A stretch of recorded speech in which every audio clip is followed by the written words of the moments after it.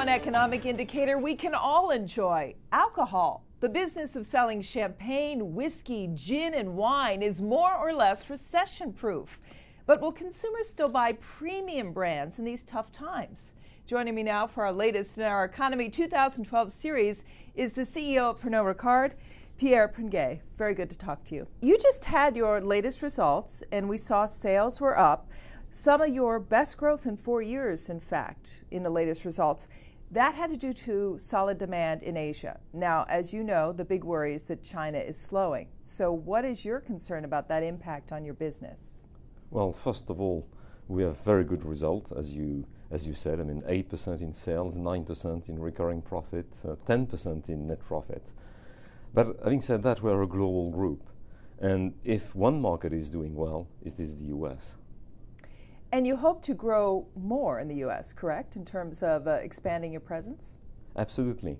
And this is the result of constant investment behind our brand, expanding our distribution network, but also innovation. I think innovation would be the key word. But the U.S. also is not out of the woods in terms of its economy. There are concerns about a slowdown. There might even be, in fact, more stimulus from the Federal Reserve. So how can you bank on the U.S. as having a strong growth platform for you? Well, what I could say is that, first of all, the spirit market is doing very well. And this is the confirmation of a trend which started some 18 months ago. Another good sign for that is that people are going back to the on-trade, and this is always a sign of confidence. So yes, for the immediate future, we remain very confident. How about Western Europe? I know in your latest results, Europe was very much divided. Eastern Europe saw some growth, Western Europe struggling. How much further do you expect sales to fall in Western Europe? Well, globally, there is a clear differentiation between emerging market, and Eastern Europe definitely belong to this market, and the mature market. Nonetheless, we posted a net growth on mature market last year, I mean, plus 2%, so it's significant. Having said that, regarding Western Europe, we consider that it will remain subdued for obvious reasons regarding the management of public debt. Right. In France in particular was interesting because there was this excise tax that did affect sales. Do you have any fear that we'll see some of these Western European nations impose additional taxes to try to increase revenues? And is that a risk going forward for you?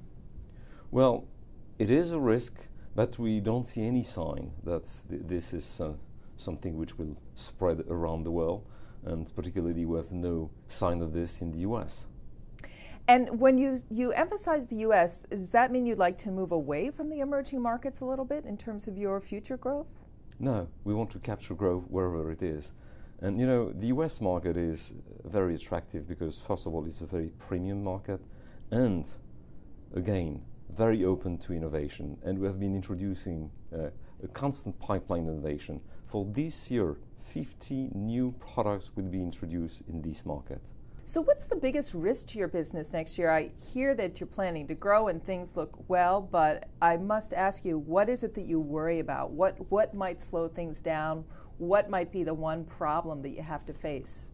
Well, I think the only thing people have in mind, obviously, is the evolution of the Eurozone.